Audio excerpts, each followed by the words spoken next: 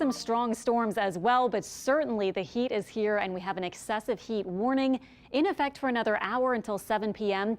and then again tomorrow, and I wouldn't be surprised at all if it's issued again for Monday, Juneteenth. We have a heat wave going, the heat index about 110 to 115 possibly.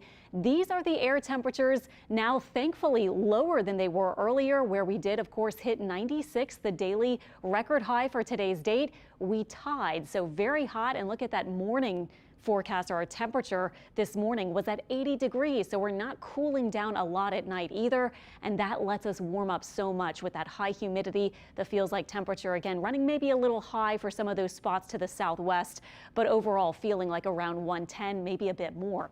It stays very hot through Monday. We could have a few strong storms. That has been the trend lately, not for everyone at all, but just a few here and there.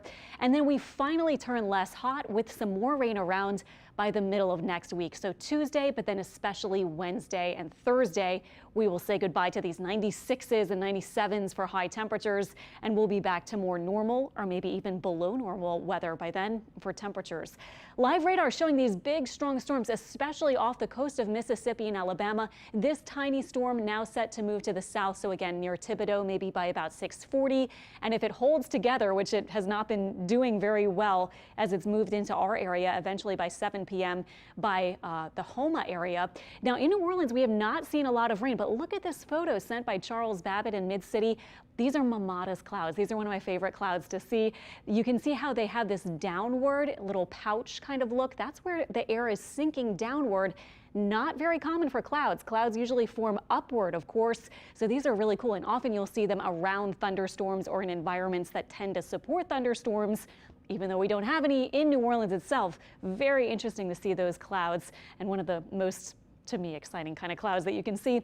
We actually still have officially for another hour or two a severe thunderstorm watch north of the lake, but more so out to the east of us. Our severe risk today will be going down, and pretty much already is, as we're losing the heating of the day. But let's look ahead to tomorrow. We will be under the levels 1 to 2 south to north of Lake Pontchartrain for severe weather. Once again with high wind and hail, the main elements, not a whole lot expected. Looks like that would be maybe in the middle of the day. Hour by hour this evening, we're dropping through the 80s. Tonight, again, we get stuck around 80 degrees for our overnight lows, so not even getting into the 70s overnight. That always contributes, of course, to these hot stretches that we have. It's Father's Day tomorrow. Happy Father's Day to my dad in Slidell. 96 degrees we're expecting once again, so another scorcher with a few storms. And then looking ahead to Juneteenth, same thing, just about. Very steady forecast for the next couple of days, and we knew that going into this weekend.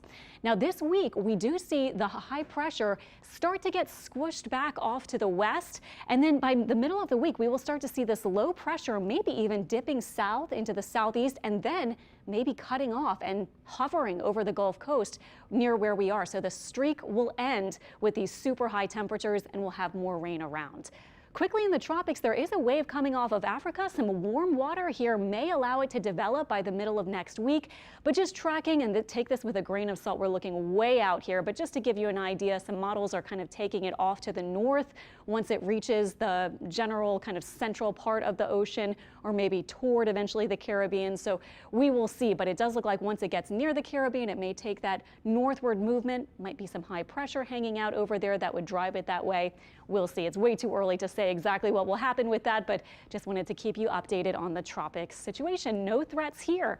Our 7-day forecast shows those rain chances staying around 40% at the middle to end of next week, and finally those temperatures coming down.